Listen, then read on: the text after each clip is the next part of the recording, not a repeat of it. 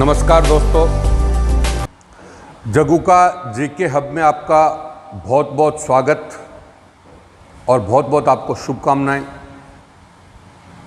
और बहुत बहुत आपका आभार। आज हम डे रूटीन की राजव्यवस्था में वापस चल रहे हैं। रोजाना का जो कड़ी है उस कड़ी में आप देखें तो आज का जो वॉल्यूम हमारा है वो है 18। वॉल्यूम कौन सा है? 18। वॉल्यूम 18 का जो विषय है वो है राष्ट्रपति की शक्तियाँ। हालांकि राष्ट्रपति की कुछ शक्तियाँ हमने कल वॉल्यूम 17 में भी बताई, लेकिन आज जो है वो कुछ मुख्य शक्तियाँ हैं जो वॉल्यूम 18 में हम बताने जा रहे हैं। वॉल्यूम 18 में बताने जा रहे हैं। अतः हमने राष्ट्रपति के टॉपिक के कई पार्ट बनाए थे, तो आज उसका पार्ट ई है, पार्ट ई। क्यों? क्योंकि राष्ट्रपति का टॉपिक एक बड़ा टॉपिक है जिसको हमने अलग अलग पार्ट्स में डिवाइड कर दिया। जैसे पार्ट ए था, उसमें राष्ट्रपति का सामान्य परिचय था।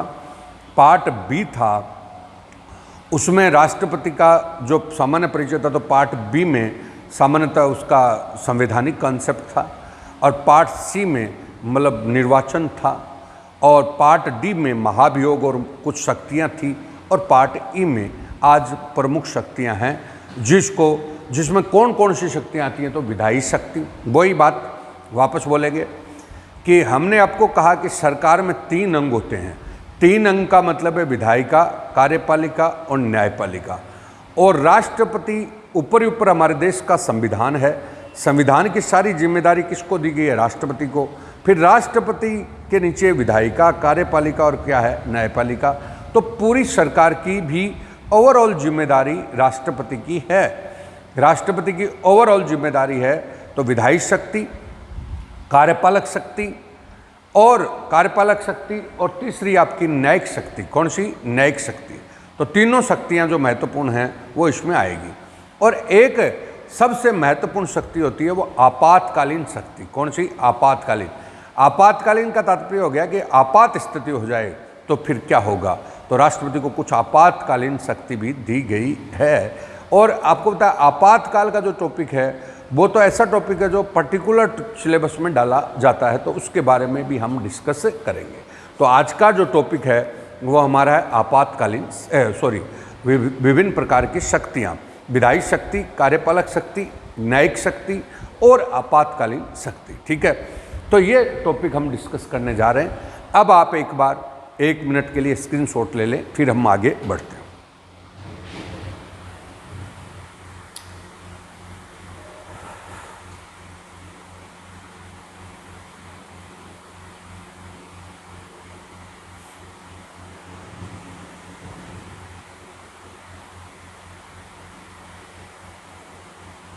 आप देखिए, पहली शक्ति है विधायी शक्ति। कौन सी शक्ति? विधायी शक्ति।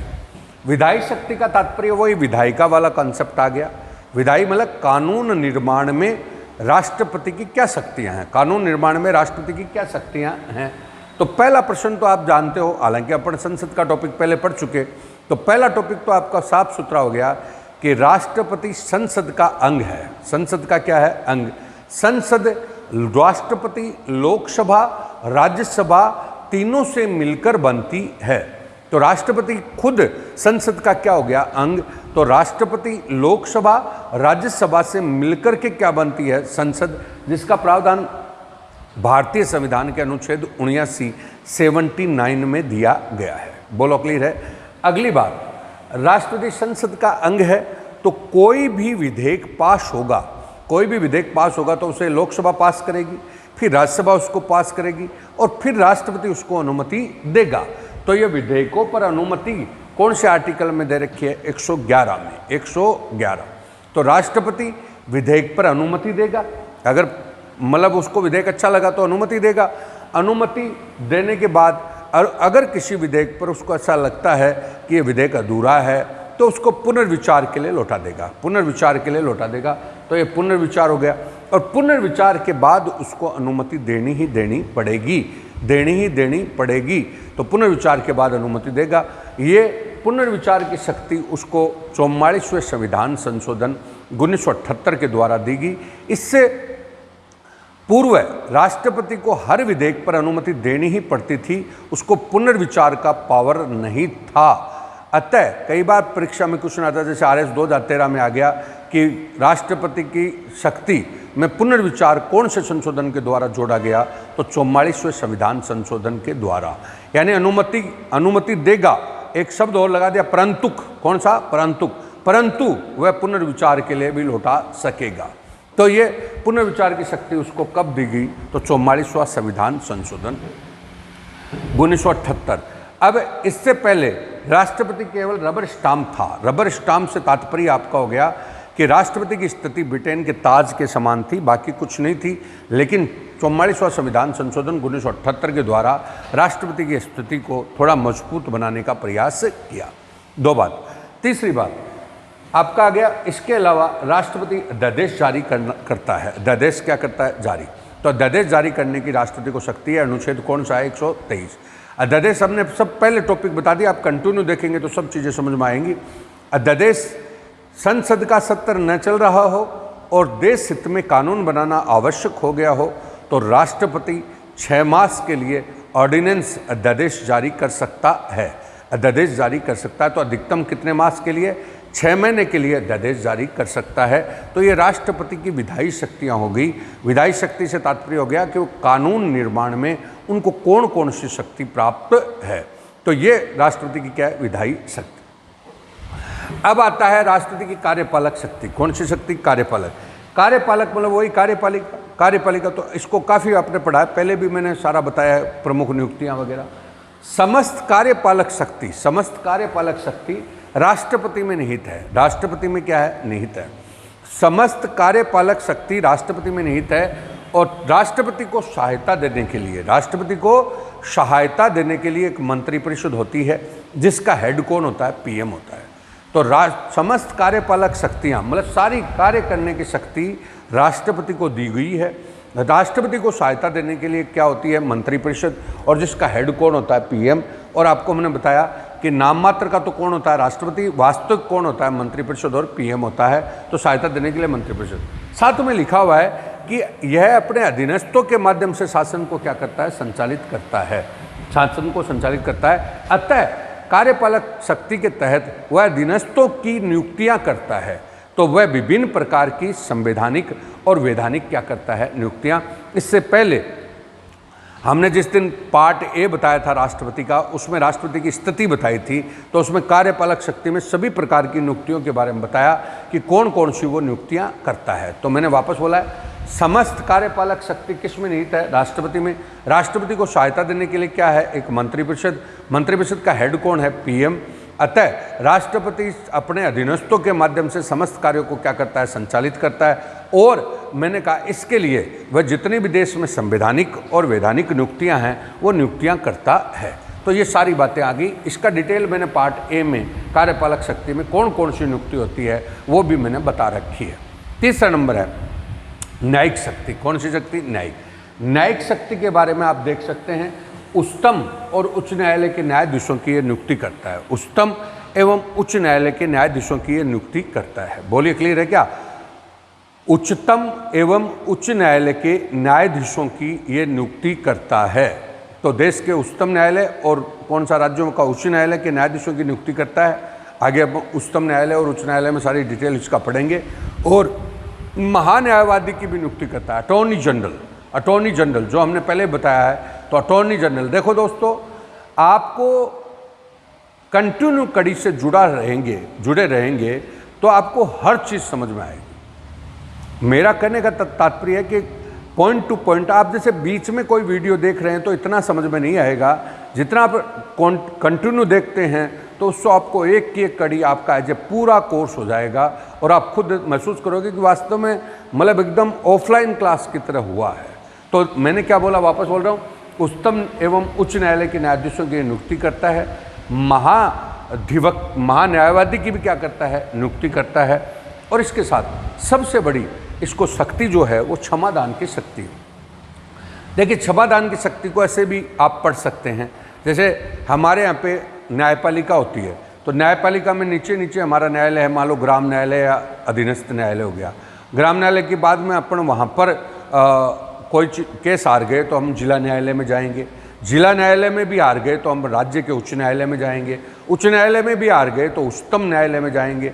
अब उच्चतम न्यायालय के बाद अगर कोई न्याय हमें उच्चतम न्यायालय का भी मतलब पसंद नहीं आया तो हम राष्ट्रपति के पास भी क्षमा की अपील कर सकते हैं। ये कॉन्सेप्ट क्या है कि हमारे नेचुरल न्याय में लिखा हुआ है कि भाई चाहे 100 दोषी बच जाएं लेकिन एक निर्दोष नहीं मारा जाना चाहिए। तो न्यायालय की भी समीक्षा ऊपर कौन कर रहा है? राष्ट्रपति कर रहा है। समझ गए क्या मेरी बात को? तो यहाँ पे क्षमादान की शक्ति है आर्टिकल 72 में। आर्टिकल 72 दोस्तों एक बार आर्टिकल को भी आप दोहरा सकते हैं। हमने बोला भाग 5 में केंद्र सरकार का उल्लेख है। केंद्र सरकार में सबसे पहले कौन है? राष्ट्रपति। राष्ट्रपति के बारे में हमने 52 से क्या पढ़ा? 62। बाद में हमने बताया कि 62 तक राष्ट्रपति आ गया। बाद में 63 से 70 तक कौन है? उपराष्ट्रपति। बाद में 71 हमने कल बताया था कि 71 में आपका राष्ट्रपति और उपराष्ट्रपति के चुनाव संबंधी कोई विवाद है तो उच्चतम न्यायालय में जाएंगे। और 72 में कौन सी है? क्षमादान की शक्ति है, क्षमादान की शक्ति। और 73 में राष्ट्रपति की कार्यपालक शक्ति का क्या है? विस्तार। तो यहाँ तक अपन 73 तक पढ़ चुके हैं। 73 तक कार्यपालक शक्ति का विस्तार मतलब समझ गए कि राष्ट्रपति कहाँ तक राज करेगा। हो गया कार्यपालक शक्ति का विस्तार है। और अब हम बोल रहे हैं कि 74 से लेकर के बाद 78 तक मंत्रिपरिषद आएगी। तो अगला टॉपिक हमारा मंत्रिपरिषद और प्रधानमंत्री होगा। तो वो आगे अपन कॉन्स्टिट्यूशन को जोड़ देंगे। तो राष्ट्रपति की क्षमादान की शक्तियों के बारे में देखिए। क्षमादान की शक्तियाँ क्या है? देखिए राष्ट्रपति किसी भी दंड को, कोई भी दंड हो उसको लघु कर सकता है। लघु मतलब कम कर सकता है, परिहार कर सकता है और उसको क्षमा कर सकता है। क्या कर सकता है? लघु, परिहार और कौन सा? क्षमा। 3 वर्ड हो गए, लघु, परिहार और कौन सा? क्षमा। अब हम बोल रहे हैं लघु। लघु का तात्पर्य होता है दंड को कम करना, दंड को कम करना, लघु हो गया। परिहार का मतलब है दंड की प्रकृति। अब दंड को कम करने का उदाहरण आप देख सकते हैं, जैसे कोई को आजीवन कारावास दिया तो उसको 10 वर्ष में बदल दिया तो वो कौन सा हो गया? दंड कम हो गया। अब हमने बोला दंड को कम करना, ये तो हो गया लघु। बाद में परिहार का मतलब है दंड की प्रकृति को चेंज न करके और दंड को थोड़ा कम कर देना। जैसे आचरण को ध्यान में रखते हुए कई बार आप देखते हो कि कोई व्यक्ति 302 में फंस गया, उसको उम्र कैद की सज़ा सुना दी। तो 300 उम्र कैद की सज़ा सुना दी तो उम्र कैद की सज़ा सुनाने के बाद उसका आचरण जेल में क्या है? अच्छा है। अच्छा है तो उसको मतलब जैसे 12 वर्ष में रिहा कर दिया। कितने वर्ष में रिहा कर दिया? 12। हालांकि उस पर जो 302 यानी जो मर्डर का केस था या मारने का जो केस था वो कम नहीं हुआ है। नेचर उसकी चेंज नहीं हुआ है, कुछ उसकी आचरण के कारण उसको कम कर दिया। उसको क्या बोलते हैं? परिहार बोलते हैं। क्या बोलते हैं? परिहार। यानी प्रकृति में कोई चेंज किए बिना दंड को कम करना। और लास्ट वाला क्षमा करना। क्षमा मतलब दंड को पूरी तरह से क्या कर देना? माफ़ कर देना। ये आपका कौन सा होता है? क्षमा। कौन सा? क्षमा। इस प्रकार से आप देखते हैं तो 3 पॉइंट हो गए, लघु, परिहार और आपका तीसरा पॉइंट है वो आपका कौन सा? क्षमा। इस प्रकार से राष्ट्रपति की कौन सी शक्ति हो गई? न्यायिक। तो आपने देखा तो 3 प्रकार की शक्तियाँ। विधायी शक्ति। तो विधायी शक्ति में क्या क्या बात हो रही थी बोलो? एक तो वह संसद का खुद अंग है। दूसरा मैंने बोला कि उसको कोई भी विधेयक पर अनुमति देने का अधिकार है। तो विधेयकों पर अनुमति में आर्टिकल कौन सा आ गया? 111। और बाद में अगर संसद का अधिवेशन नहीं चल रहा है तो उसको अध्यादेश जारी करने का क्या है? अधिकार। तो अध्यादेश जारी कौन से अनुच्छेद में करता है? तो 123 में वो अध्यादेश जारी करता है। अधिकतम कितने माह के लिए होता है? 6 मास। अध्यादेश या ऑर्डिनेंस का मतलब क्या होता है? तो ये 6 मास तक तो संसद के बनाए गए कानून की तरह ही होता है, लेकिन बाद में संसद चाहे तो इसको आगे कंटिन्यू रख सकती है, चाहे तो इसको समाप्त कर सकती है। क्योंकि संसद का अधिवेशन शुरू हो जाएगा, उसके 6 सप्ताह तक ही अधिवेशन मतलब वो अध्यादेश एक्टिव रह सकेगा। बाद में अगर संसद उसको आगे नहीं बढ़ाती तो वो एक्टिव नहीं रह सकेगी। कार्यपालक शक्ति में उन्होंने बताया समस्त कार्यपालक शक्ति राष्ट्रपति में निहित है। राष्ट्रपति को सहायता देने के लिए मंत्रिपरिषद है, उसका पीएम है, और करने का मतलब उसके सबॉर्डिनेट्स के माध्यम से वो अपना काम करता है। इसके लिए सबॉर्डिनेट्स की वो नियुक्ति करता है, चाहे वो संवैधानिक पद पर हों चाहे वैधानिक पद पर हों, वो उसको हेल्प करते हैं। न्यायिक में उच्चतम और उच्च न्यायालय के न्यायाधीशों की वो नियुक्ति करता है, महान्यायवादी की नियुक्ति करता है, और आर्टिकल 72 के अनुसार किसी भी दंड को वो लघु कर सकता है, क्षमा कर सकता है और परिहार कर सकता है। तो ये सब चीज़ें हमने पढ़ी 3 शक्तियों में। चौथी शक्ति है वो आपातकालीन शक्ति है। कौन सी शक्ति? आपातकालीन। आपातकालीन शक्ति का मतलब है कि मतलब कई बार आपात स्थिति आ जाए। आपात स्थिति से मतलब एक बार थोड़ा सा डिस्कस करूंगा। आपातकालीन शक्तियां 3 प्रकार की हैं। एक तो राष्ट्रीय आपात, राष्ट्रीय आपात। राष्ट्रीय आपात से तात्पर्य हो गया कि हमारे ऊपर कोई दूसरा देश, पड़ोसी देश है, वो अटैक कर दे, कोई दूसरा देश अटैक कर दे, हमारे घुसपैठ कर ले, मतलब युद्ध हो जाए, आक्रमण हो जाए, बाह्य आक्रमण हो जाए, आदि कंडीशन हो जाती है तो राष्ट्रीय आपात लगाया जाता है। बाह्य आक्रमण और युद्ध की पोजीशन में राष्ट्रीय आपात लगाया जा सकता है। या फिर अंदर अशांति हो जाए, सशस्त्र विद्रोह हो जाए, सशस्त्र विद्रोह मतलब गृह युद्ध टाइप का हो जाए तो आपातकाल लग सकता है। समझ गए? तो ये आपकी पहला 352 है। 352 में क्या है तो हालांकि इसकी डिटेल हम आगे पढ़ेंगे, लेकिन एक बार जनरल वे में बता रहा हूँ, देखिएगा। बोलिए। 352 कहता है अगर बाह्य कोई आक्रमण हो, युद्ध हो और आंतरिक अशांति या गृह युद्ध टाइप हो, सशस्त्र युद्ध हो, तो उस कंडीशन में राष्ट्रपति आपातकाल लगा सकता है। ये सेम बेसिक कंडीशन है। जैसे हमारा घर है, घर में सब अलग अलग काम कर रहे हैं, लेकिन बाहरी कोई व्यक्ति हमारे घर पे अटैक कर दे, या बाहर से पड़ोस वालों से या कोई से भी लड़ाई हो जाए, या घर में बहुत ज़्यादा कड़ा हो जाए, तो हमारा घर का मुखिया सारी शक्ति अपने हाथ में ले लेता है, अन्य को वो शक्ति नहीं देता। दूसरी बात है राज्य आपात। कौन सा? राज्य आपात। राज्य आपात का मतलब राज्य की व्यवस्था संवैधानिक नियमों के अनुसार नहीं चलाई जा रही और वहां पर कानून और व्यवस्था भंग हो रही है, तो राष्ट्रपति राज्य आपात लगा सकता है, जिसको आप राष्ट्रपति शासन बोलते हैं। ठीक है? तो ये आप घर के हिसाब से देखें तो हमारा अंदर घर है, घर में अलग अलग बेटे हैं और सारे सिद्धांतों के विपरीत चल रहे हैं और घर में बिल्कुल कलह हो रही है, लैंड ऑर्डर बिगड़ रहा है, तो पिताजी अपने हाथ में पूरी शक्ति ले सकते हैं। तो वो कौन सा हो गया? राज्य आपात। तीसरी है वित्तीय आपात। कौन सा? वित्तीय आपात। वित्तीय आपात 360 में है। 360 में वित्तीय आपात है पूरे संपूर्ण देश की वित्तीय स्थिति खराब हो गई हो या देश के किसी पार्ट की वित्तीय स्थिति खराब हो गई हो, तो राष्ट्रपति वित्तीय आपात लगा सकता है। तो ये आपका कौन सा है? वित्तीय आपात। वित्तीय आपात को भी घर के बारे में समझ सकते हो। पिताजी हैं, उसके अलग अलग बेटे काम कर रहे हैं, कोई बेटा मान लो जुए में, सट्टे में कैसे पैसे खराब कर दिए हो और उसका स्थिति खराब हो गई हो, घर का माहौल बिगड़ रहा हो, तो पिताजी उसकी वित्तीय स्थिति अपने हाथ में ले सकते हैं कि भाई तू जो कमाएगा वो मेरे को देगा और जो तू खर्च करेगा वो मेरे से लेगा। तो वित्तीय स्थिति को क्या कर लिया? कंट्रोल कर लिया। तो इस प्रकार से 3 प्रकार के आपात हैं, राष्ट्रीय आपात, राज्य आपात और वित्तीय आपात। राष्ट्रीय आपात अनुच्छेद कौन सा? 352। और राज्य आपात कौन से में? 356।